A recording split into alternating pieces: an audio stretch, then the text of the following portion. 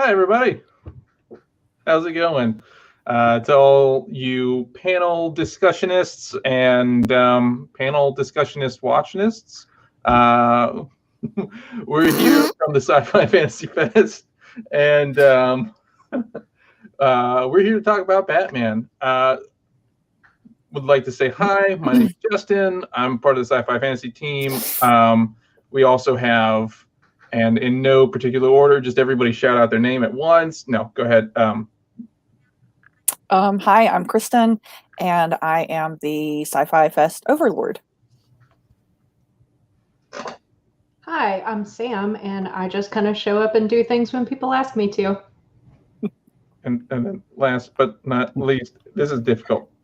That way. Oh, I got it. Yeah, I looked that way to try and look like I was looking at Kristen. But I'm Sean. I'm in the fiction department. I haven't seen you guys in forever. Where do y'all work?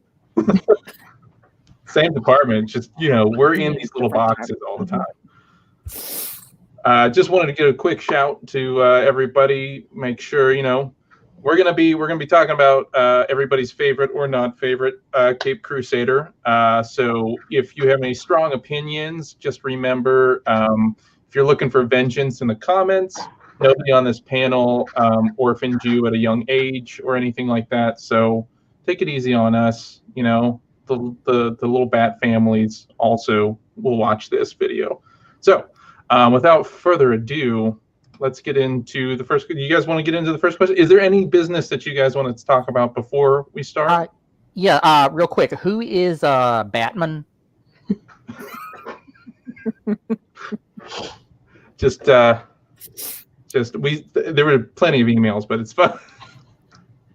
Okay, so we'll start with nice. This is nice. We thought this would be a nice softball question for all of us, and kind of like gets the ball rolling for what we can expect and how many arguments we're going to have during this entire discussion panel. The first question, of course, is which version / interpretation of Batman is your favorite? I'm not going to start this one because I'm not going to get the first punch thrown at me. So do we have anybody who wants to go ahead and do the I'll first? Step up. All right. My favorite interpretation of Batman is the Arkham video game series. And part of it is because you get to tap into Kevin Conroy for most of that series, but it's also, you get to see a side of what it's like to be Batman that you can't really capture in the TV series or in the movies, in that if you're Batman and you're like, okay, I'm on a time limit, I've got to answer this phone call that Victor Zsasz is calling, I'm hearing somebody being beaten up over here, and the Riddler won't shut up in my ear, and it's amazing that he just doesn't have a nervous breakdown on a night of patrol. I think he does a couple times, but that's... He does when I'm playing the video games. There's too much going on. Okay, then, Sam, who's yours? Well, I didn't think to include the video games, but I really like the Batman and Robin 1997 with Clooney and Uma Thurman and Alicia Silverstone. It's probably my favorite movie of the shows. I like Batman Beyond the best. And I like the Gotham TV series also, but not because of who is Batman. So the Clooney is my pick. Wow, Clooney. All right. Well, okay. So like, if you're gonna be thinking about Batman as like his nighttime exploits and Bruce Wayne his daytime exploits, like I don't think that anybody really plays that as well as Clooney does. You know what? Respectable answer. No, I mean, well, like nostalgically speaking, Clooney, I love. He's not my favorite, but I do love him because that was like the first Batman that I remember. And like my dad took me to see that movie for my birthday, and it was a thing.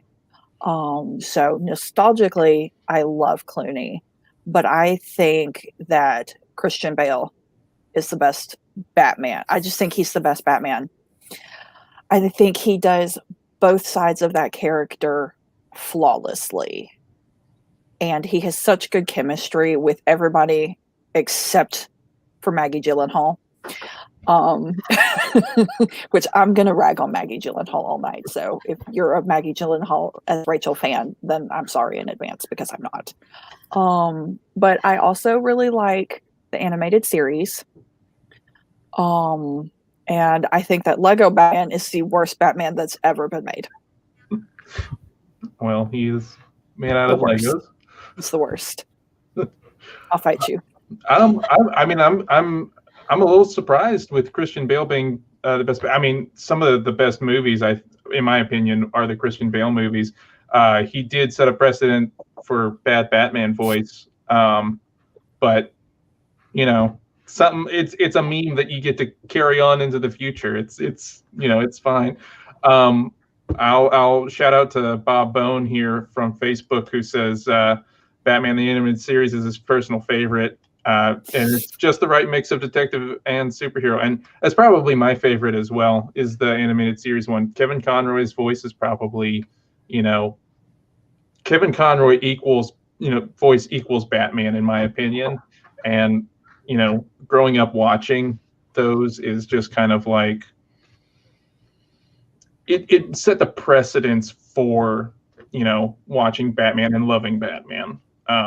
So watching the Michael Keaton stuff, like Madeline has said here, who's her favorite is Michael Keaton. Tim Burton did some weird stuff. Tim Burton did some weird stuff. But I guess real quick, worst Batman. We already know Lego Batman for Kristen. Sam, you got a worst Batman? I hate everything about the Nolan movies, so we'll just. Sean? I think the Val Kilmer Batman, it tapped into everything that was wrong with the Tim Burton movies, and then added in. I know Joel Schumacher gets a whole lot of flack for those movies, but he was also under studio pressure to make sure they could sell their toys. So I blame Warner Brothers more than anything, but it kind of streamlined into I don't really understand what Val Kilmer was doing. And I will agree with that one, because Val Kilmer just doesn't cut it. The weird energy that he had with Nicole Kidman in that entire movie, it was, as a child it wasn't great, and as an adult it wasn't great. So yeah. Speaking of weird movies and weird rules that have happened in the entirety of Batman, just in the comics and in the movies, Batman has one very famous rule that he doesn't cross. He famously screamed it at the Joker in the Dark Knight movie, and that is Batman doesn't kill anybody. So our next question is Batman's no killing rule too far of a stretch for a modern interpretation? I'll say in all of the movies, he definitely murders a lot of people, and we're not even to the Snyder movies. In the Michael Keaton movies, there were henchmen that fell stories down like a bell tower. You don't survive that. But let's get everybody else's takes. Well, I wonder, where did the no-kill rule come from? Because I first remember it in Mask of the Phantasm, and it made sense for an animated series that they knew kids were watching. So it's like, okay, this is where we're drawing the line. But did that come from anywhere previously in the incarnation? I know it's been kind of an understated rule the entire time. He brought up in the comics. He I think more famously brought it up whenever he confronted Darkseid in Final Crisis and broke his, the big thing was that he broke his one rule to kill Darkseid, and then got, magically thrown back in time. And of course he can't kill Batman, and he's got to come back sometime. But the big thing was that he broke his one rule to save everything, because Darkseid basically had everything taken over. But I don't know of a certain point in time whenever it didn't happen. I just know that he's always he's always advocated for restraint whenever it comes to dealing with criminals and stuff, right? So for me, the no killing rule is kind of tied up with his no guns rule. And so like, I'm not sure if they've always been conjoined, but no killing, no guns was always my favorite thing about Batman. And it's probably like the biggest violation for me of the Nolan movies. All of our entertainment in that whole decade was so machine gun heavy. Like Transformers was machine gun heavy. Batman was machine gun heavy. And like, I just was not about it. And like our news was too much of that. And I watched superhero movies to get away from the stuff that's happening here. Like I would like for my entertainment to be a little more entertaining.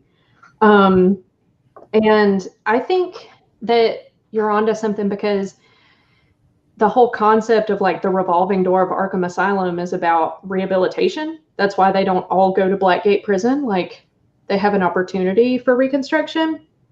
And I think that the purpose of that, like the deep-seated thing, like the moral that we're supposed to be like absorbing through osmosis through a television screen, is that like there's always a problem and you can't just solve organized crime. You can't just like solve villainy in general in this universe. And so I think that that's my hot take on no killing, no guns. Like, I think that it's a good principle to have because I think that it tells us like, here is how you solve this problem, and solving is temporary, and that's okay. Heroes have to have a temporary fix also. Yeah. I mean, I like. What do you think about the Snyder movies that introduced Batman, who, wholeheartedly killed a whole bunch of people? I think that it's just kind of like, because like Sean was talking about with the toys, like it's so inextricably tied up in like other media and other like corporate endeavors that are happening with the Batman C in a circle.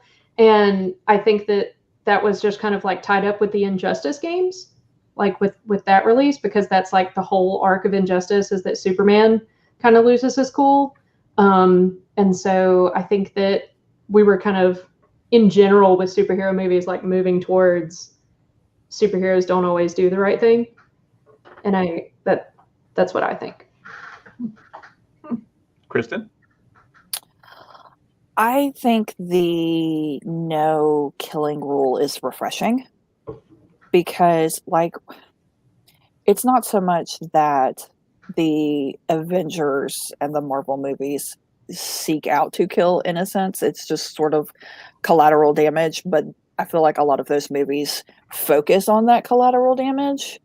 And I mean, Sam makes a good point. You guys make a good point that there is collateral damage in the Batman movies, but he does try, at least, I think, to minimize that.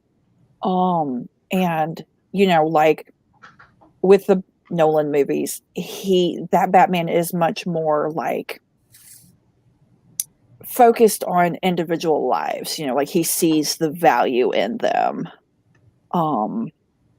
And I also think he does have a bit of, I mean, he obviously has a savior complex. And I think that the fact that he wants to rehabilitate people, you know, it plays into that no killing rule. You can't rehabilitate people who are dead. So, you know. That is a fact. And Keaton killed all of his enemies.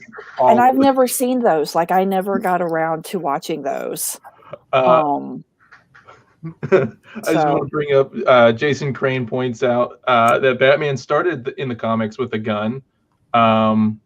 Sam, is this true? You're nodding your head like you know. Yes. And it wasn't the bat gun, right? It was just you know. Well, like superheroes in general, when they start out in the comics, they're not taking on the kind of problems that I think they've kind of migrated to.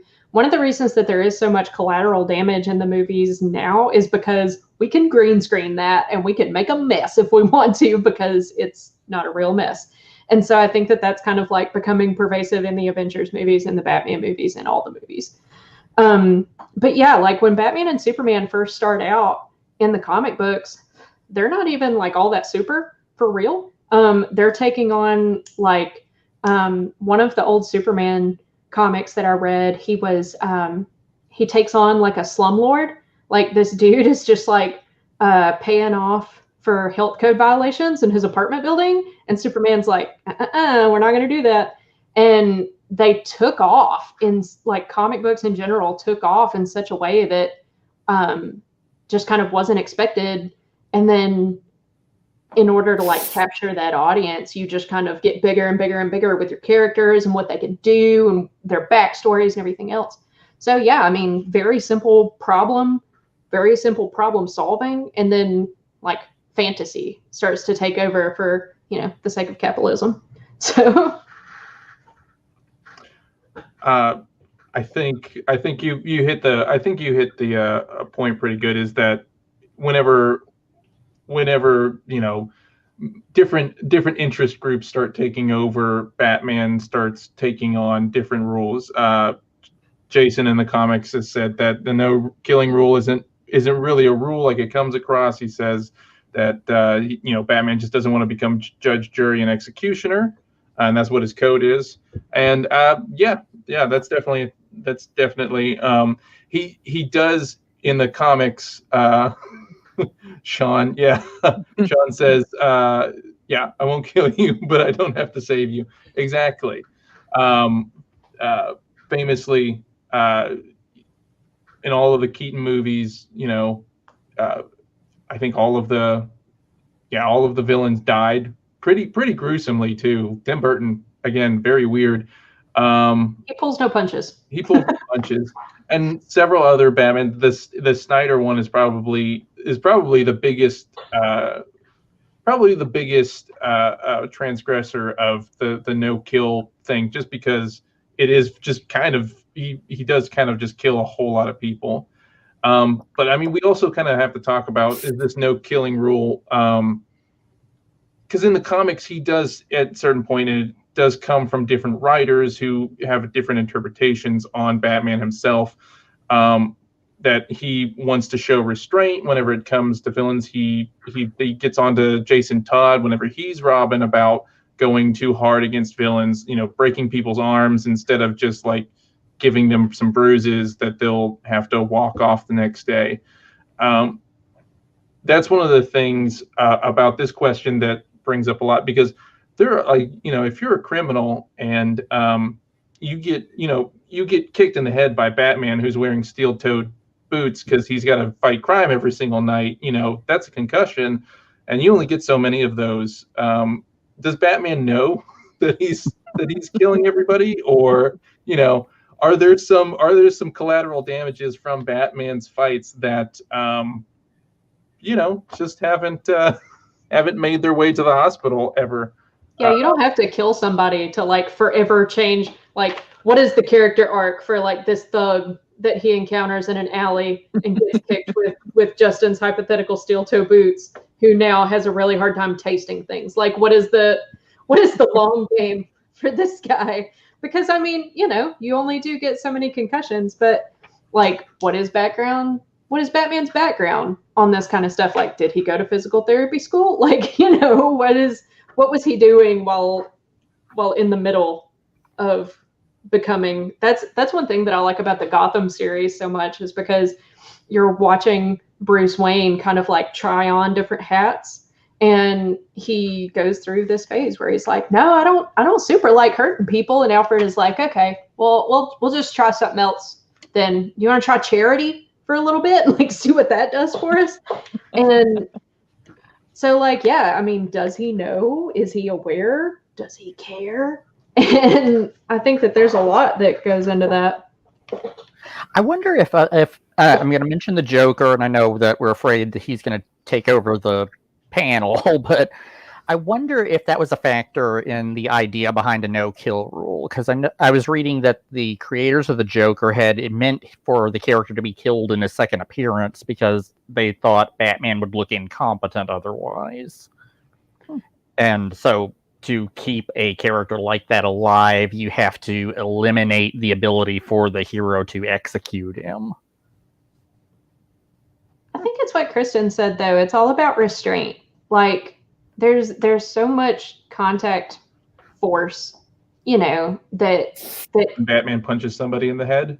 yeah, like, you know, but I mean, that's less than shooting. Like, what is the math equation for this, right? Like, this does so much damage. You will remember this forever. You might not remember other things ever again, but like, you know, you can't rehabilitate if they're dead. So he views everything as a dungeon master. It's like, okay, they're down to 1 hit point, but they'll heal from that.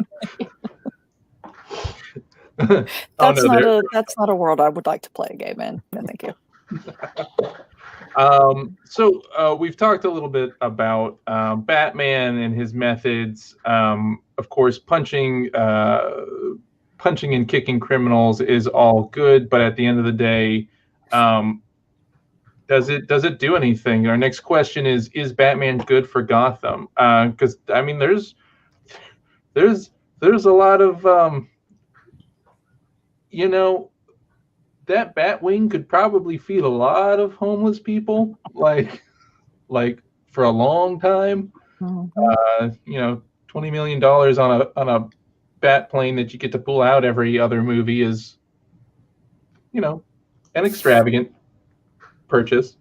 but is it good entertainment to say this man who has 2% of the nation's wealth indiscriminately gives it to charity and good works, and his fiscal year is just upside down, and it takes him like half the year to do his taxes because of how much giving he does? Like, do you want to watch that on TV, Justin? Because I do not. Look, I think it would be great, but like, he buys the Justice League a floating tower satellite with a giant space laser in it. I think he could. I just think they need the taxes are messed up anyways. So they need it for space things.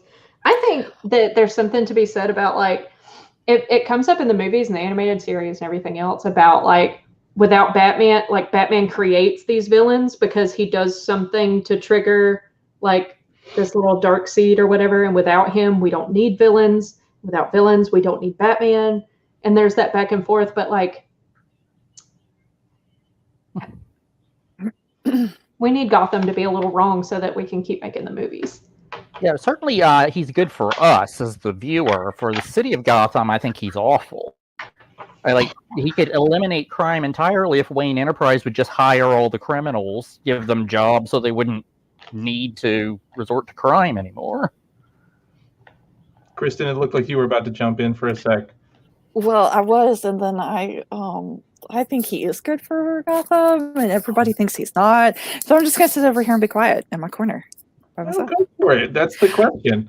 I know. I think he is good for Gotham, but I do really hate that we don't ever see him doing anything as Bruce Wayne that's good for Gotham. That doesn't mean that he doesn't.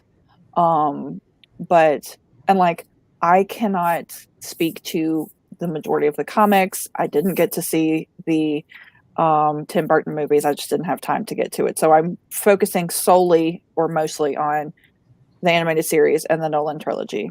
And you just don't see him really being philanthropic. But that doesn't mean that he's not. I do think that his willingness to sacrifice himself when the people of Gotham need him to do that. I mean, yeah, I think he's good for Gotham. I think that the Gotham series really touches on that because it's more about, it's Bruce's like coming of age story. And so it's a lot more about like this child who just wants to do good things for the right reasons with all of this money he has, found himself the harbinger of. And so I think that in that series, it shows that he does a lot of good things for charities in the local economy. What I don't think is good for Gotham is what we've already talked about, and that is this tank of a Batmobile. It is not good for the structural integrity of Gotham. What? So, like, how many people get jobs rebuilding things. So I mean, Yeah. That is a fact. But war is always great for the economy. What if we condense the ideas? So like we give Sean's idea of give the criminals jobs to rebuild the things. But like perhaps let's go back to the Lincoln Futura that Adam West drove in the 1950s. And that 1955 Lincoln Futura could not, in fact, take down a bank or like a children's hospital or anything. Like it knocks over a fire hydrant, done. Like that's all the damage it can do. Or even the Michael Keaton Batmobile, which has like, flames coming out the back, but it still moves at 40 miles an hour. Like that solves Justin's problem of financial responsibility and Sean's problem of the putting everybody to work, and Kristen's problem of Batman is actually doing good things. I sometimes wonder if Metropolis and Gotham should switch heroes for a couple of years. Just like speed dating. Yeah. Let's try it Superman's way for a while. Just see what happens. Jason in the comments says the charity somebody said, wasn't the gala he met Vicky Vale at in the movies for charity? And yes, I believe it was. And the charity was more of Thomas Wayne's thing. Jason says the charity was more of Thomas Wayne's things. And that's shown in the Nolan movies whenever he basically just forgets to keep funding the orphanage that his family funds. Sorry, kids. I'm busy growing really long fingernails and stuff and a very bad beard. And then Bane just ruins all of that. But probably got kicked with steel toe boots and just forgot. That happens. I mean, but we also see he does take a lot of injuries all of the time. Batman does, and in any movie that tries to be more realistic with it, they try and kind of like hand wave even those things where it's like, he can't, his leg is messed up, so that he's got to put like a special brace on it so that he can walk again and that he can kick through bricks. But again, where is all of that technology going into like the hands of hospitals and doctors and all of this other stuff that could benefit greatly from the gadgets that Batman has, but he can't tell anybody that because he's got to keep his secret identity for some reason.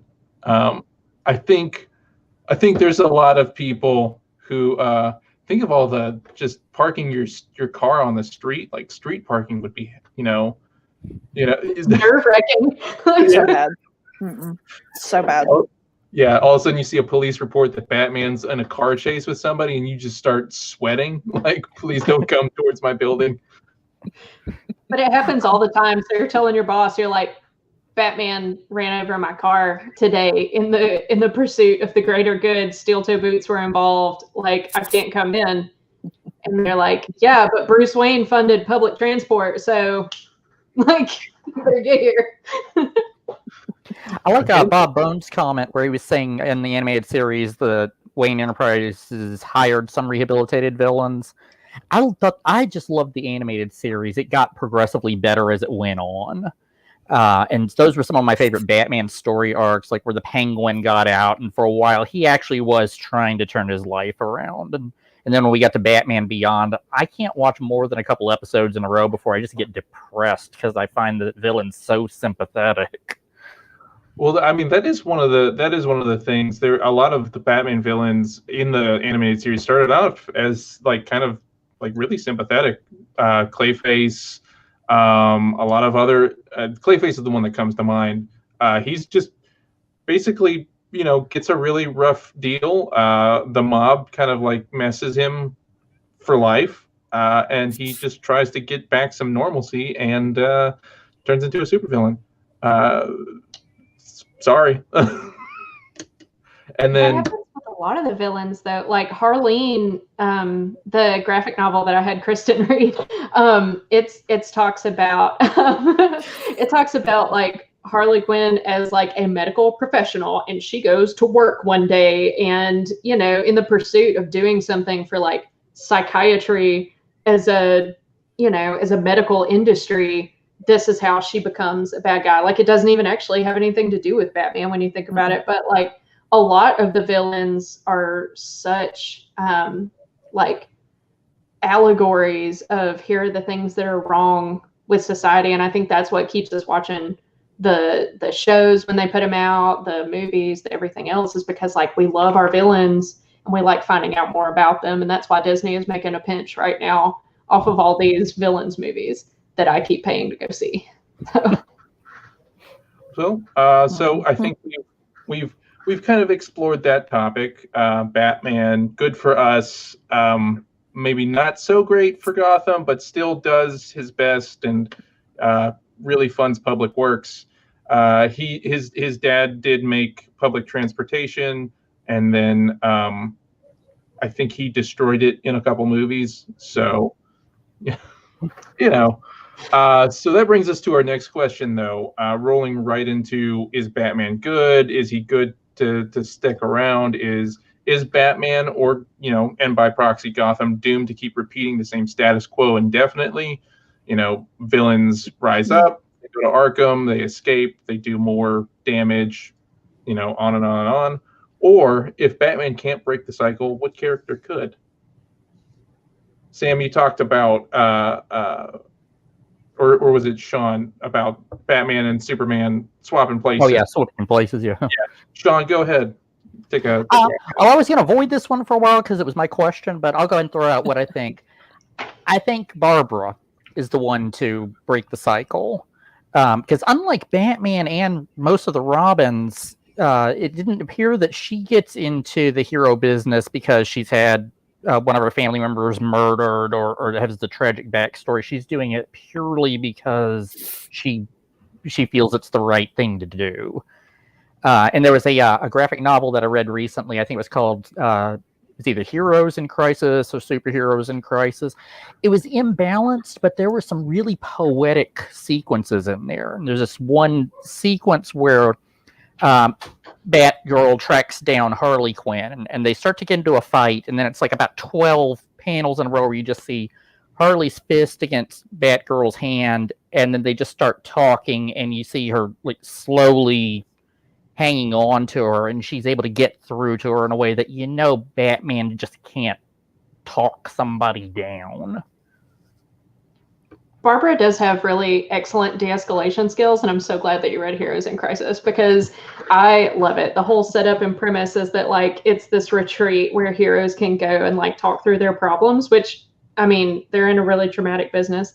I think if I'm not allowed to cross franchises, then I think that Sean Pertwee's Alfred could be the one to do it. He's got military experience. He is working class, and so he understands like the trickle-down effects of just like running your car through several locally owned businesses and like recently paid off used cars through the streets of Gotham in the pursuit of something else. Like, he's very calculated in that show, and like he's been through some real world stuff that I think that Bruce is kind of lacking in most of the ways.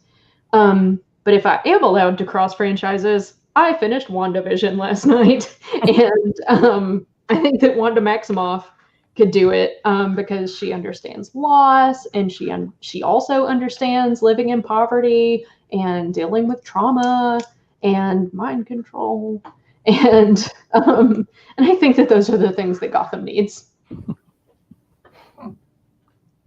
Kristen? So I don't know that there is a character that can save Gotham. I think it's doomed. I kind of do. Like, I did a bunch of research on this question, and there are two separate like comic runs that make Gotham out to be this like a cult place where like the founding fathers, there's one comic run where the founding fathers of Gotham actually summoned a bat demon, and it eventually gets trapped under Gotham, and as the city grows, its evil influence grows. And then there was another comic run where in the same vein there's like this evil creature that lives under Gotham that's been there for 40,000 years.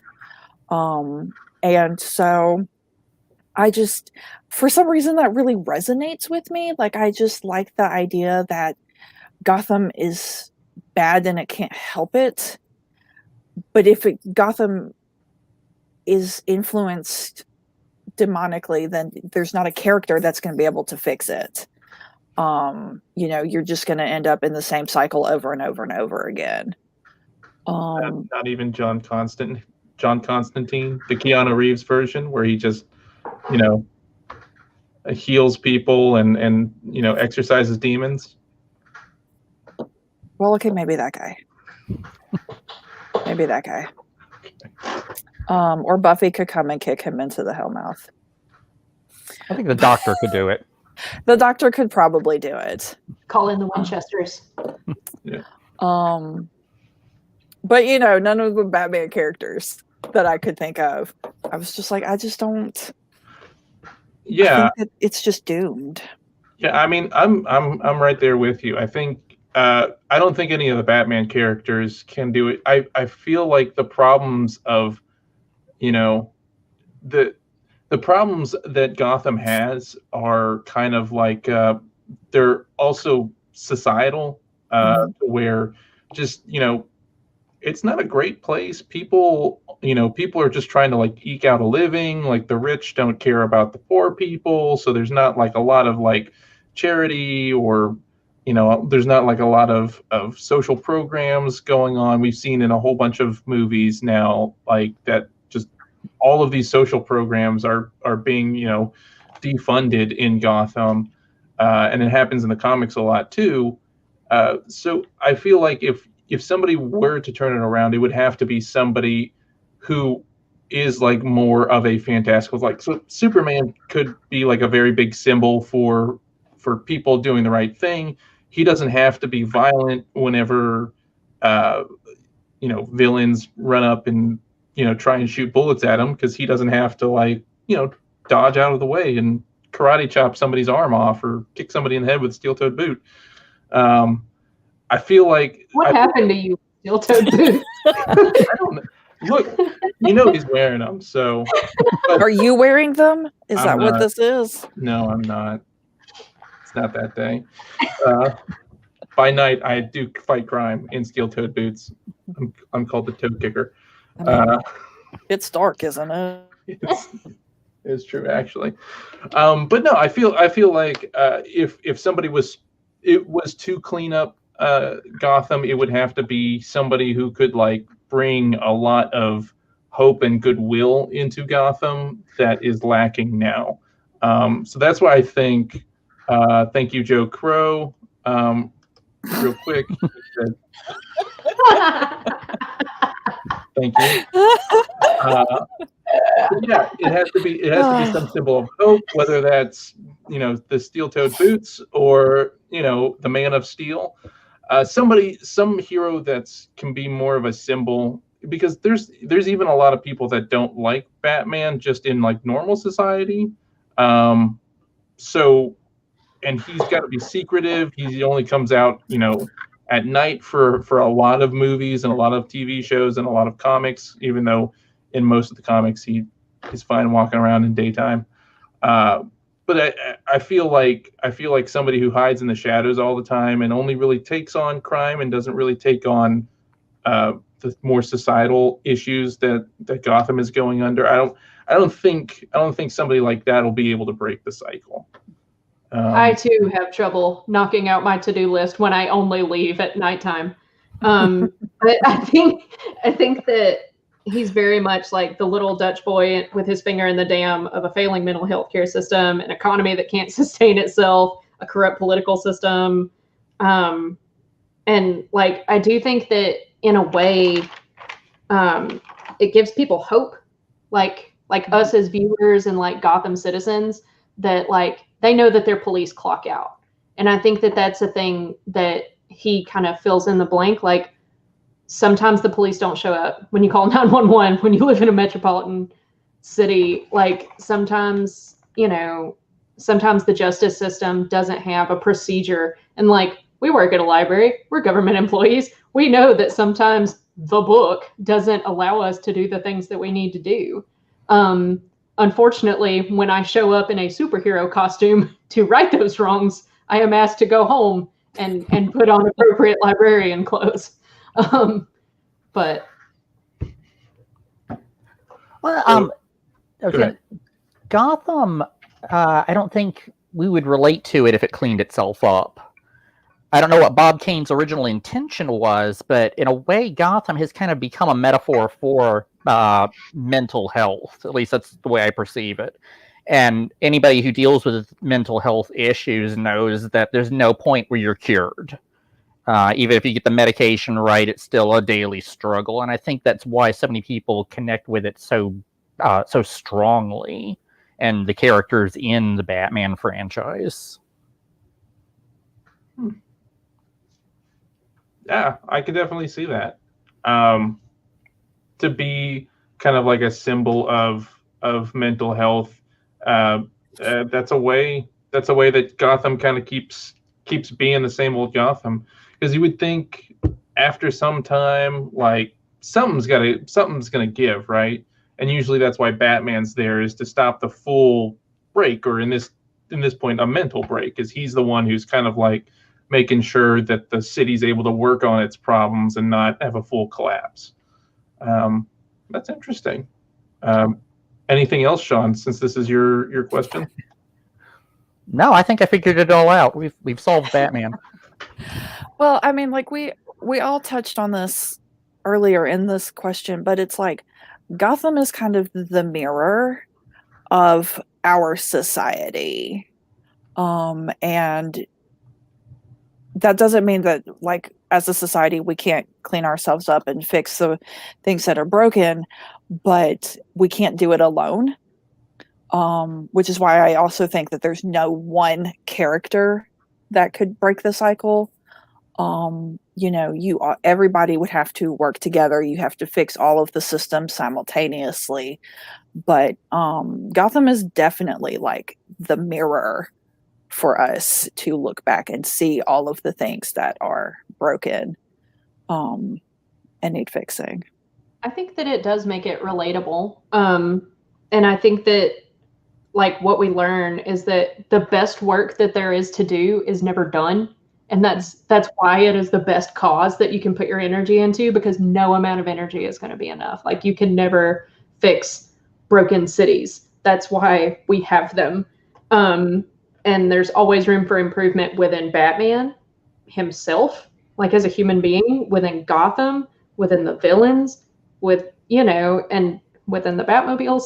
But like, the reason a city that can be solved wouldn't make for a good franchise, and it also wouldn't make for a relatable franchise. It would not make for a franchise at all. It would make for an hour and a half of entertainment where everything works out okay.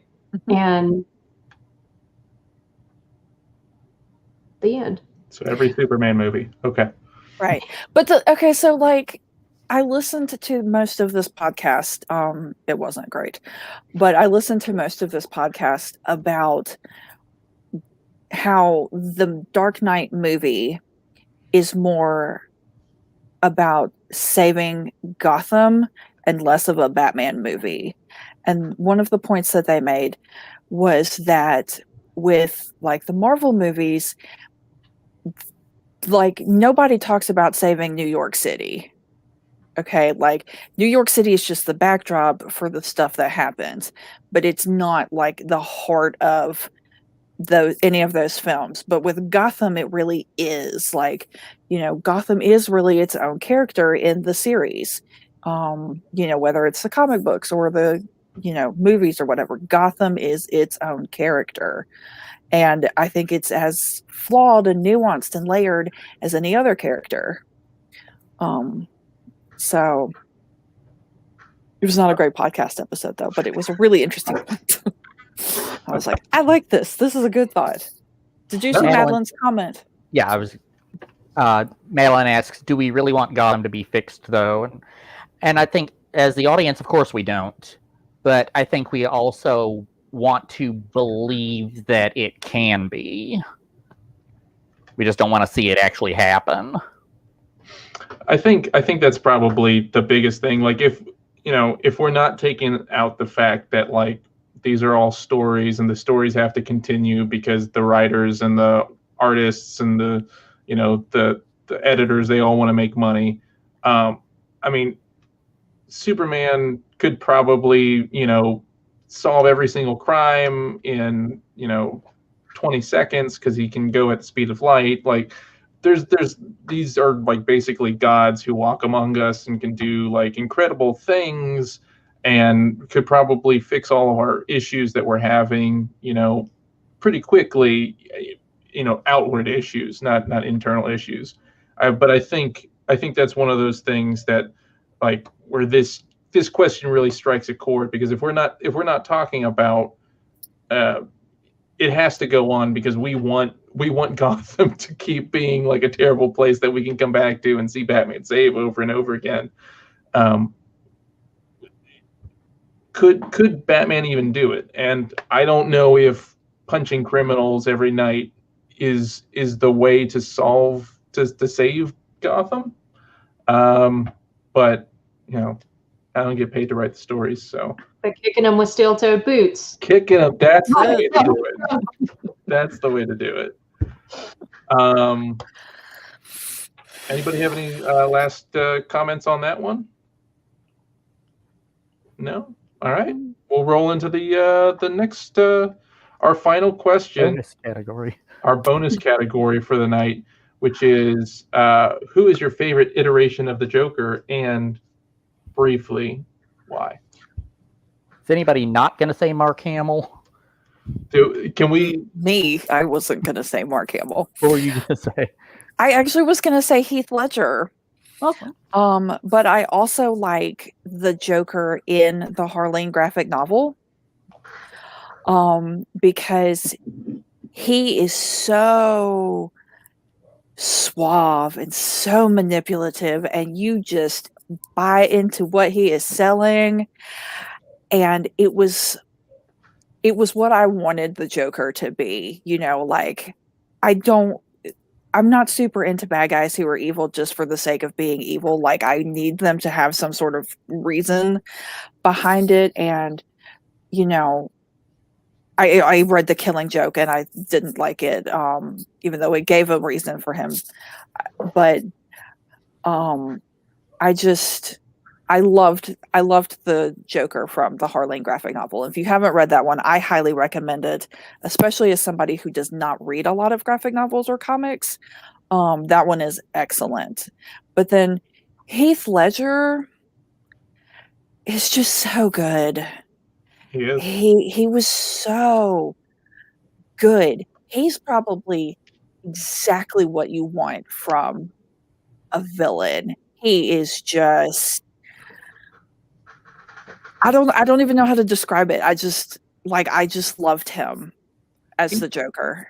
Yeah, he is. He's like an agent of chaos, but he has all the plans like down. Like as much as people like to say that Joker is the one that's like, it's just pure anarchy and whatever he wants to do is the things that he does. Like he has a plan in every single, in every scene that you see him in The Dark Knight.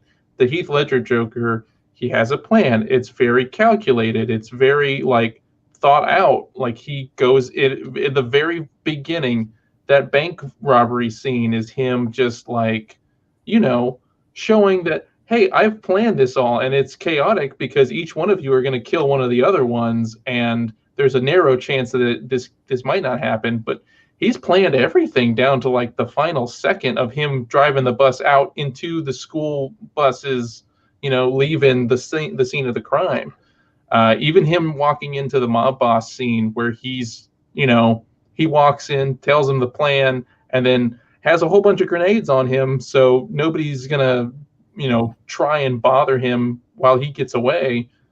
I think I like that Joker the best because he's calculated. He is the criminal, but he has that sense of, of fun and of whimsy that a lot of people love in the Mark Hamill Joker as well. He's just so smart. You I just know, love like that. You think you can steal from us and walk away? Yeah. yeah, I mean, and he plays like there are just some scenes that I don't know how he did it with a straight face, and he plays them flawlessly. And I almost feel a little bit bad for Tom Hardy having to come as like the main villain after Heath Ledger. And if we have time, we can talk about how much Bane is really awful in that movie. But yeah, Joker. I mean, Heath Ledger is my favorite. Also, the one from the graphic novel.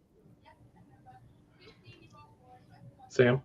In my dream world, I feel like the Jared Leto Joker is the scariest, and I kind of put it in conversation with the Joker from Harleen. Like, if Harleen wouldn't have come out after this one, I would think that that's who they based the Leto Joker off of. And the reason why is because it is so.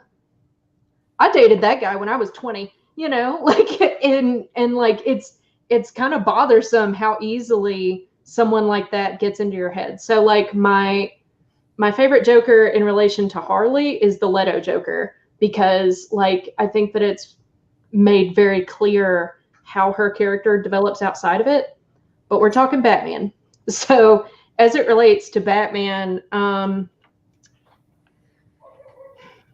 tied between Joaquin Phoenix and Cameron Monaghan.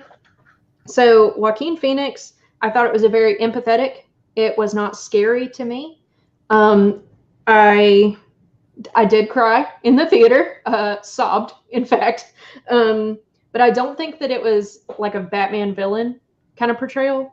I do think that Cameron Monaghan did a really great, like, a villain of Gotham, because Gotham, the series, Bruce isn't super hero-y yet.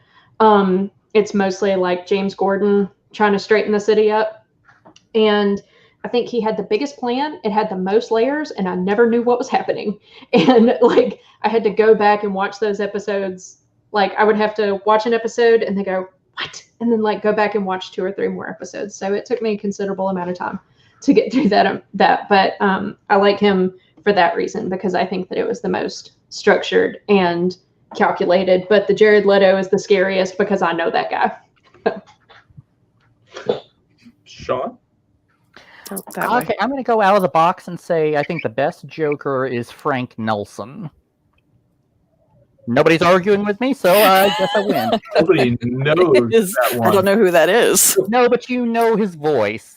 He was famous on the Jack Benny show as the clerk, or the person who works in the department store. Was it, clerk? Yes. I don't know if Mark Hamill actually tapped into him to play the Joker, or if he just happened to get the same lapse into the same vat of acid. But Frank Nelson's, his demeanor about him is like that fake smile is the only thing holding back how much he wants you to suffer. And the thing about the Joker is he's ultimately not funny. He goes to the explosion too soon. He doesn't have the stamina to create the comedic tension, and Frank Nelson nails it. So I treat him as like the grandfather of the Joker. Going to the comments here, Joe Crow says Cesar Romero because he painted the Joker makeup over his mustache instead of shaving. I love that fact, that little quick fact. I love it. Best thing about Cesar Romero in that is he was just like, look, you can't pay me enough to shave my mustache, so you're just going to paint it over. Jason Crane points out that his is Joaquin Phoenix. Javier Bardem as Joker. I could see that. That would be. I could see him. He did No Country for Old Men as that villain. I could see him kind of like evolve into the Joker. Yeah. And then Madeline says Jack Nicholson for screen adaptation, and then Joaquin Phoenix for the mental illness. I always forget about Jack Nicholson. I love Jack Nicholson. Again, not a funny Joker, but more of the criminal Joker, kind of like a off the wall criminal. I always love him and Bob. You're my number one guy. But as a counterpoint to which Joker do you think is the best counterpoint to Batman? Because some Jokers like Joaquin Phoenix are great on their own, and I don't know that Batman would fit well with that Joker. But which one is a good counterpoint to Batman? I just realized that none of my picks had anything to do with Batman the individual at all. Not one of them. But I think that Mark Hamill would be my pick for that one, just because like the Batman just as a cartoon is just very like stoic and everything, and Mark Hamill is not that. And so I think that those are my foils. Yeah, definitely Mark Hamill. Kristen? Justin, you go. Oh. I would also say Mark Hamill. I think Batman Mask of the Phantasm is probably one of the best Batman movies. You really get to see the origin of Batman, and then you get the good counterpoint of just whenever he's starting to work on himself, here comes the Joker to mess everything up again. And it's one of the good like counterpoints of a Batman movie that I think is out there right now. I that don't Joker have Davis an Harley. opinion. Sorry, No, sorry. it's fine. No, you're fine. I don't have an opinion. I like Mark Hamill versus Kevin Conroy, but I guess they are the best foil. I guess you do win. I guess that like Heath Ledger and Christian Bale are good complements.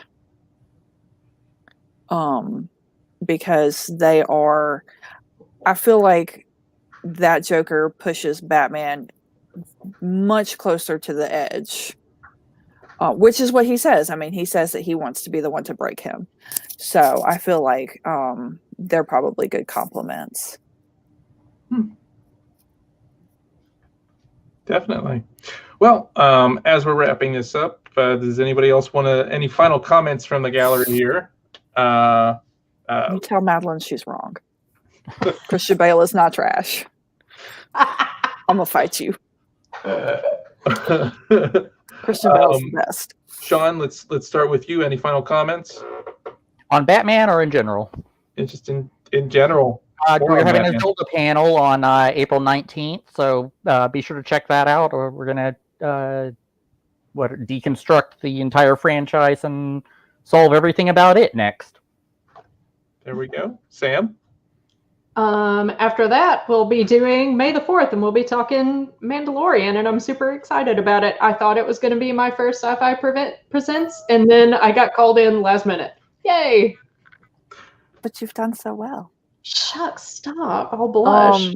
This will be my only appearance until probably the Sci-Fi Fest, as I don't know that much about Zelda lore. And I have actually yet to watch The Mandalorian. So it's been a lot of fun, and thank you guys for hanging out with us, and Christian Bale is the best. Thanks, everybody, for tuning into this episode of Sci-Fi Fantasy Fest Presents. As everybody has said, we're going to have more of these throughout the coming months as a lead up to our Sci-Fi Fantasy Fest for 2021.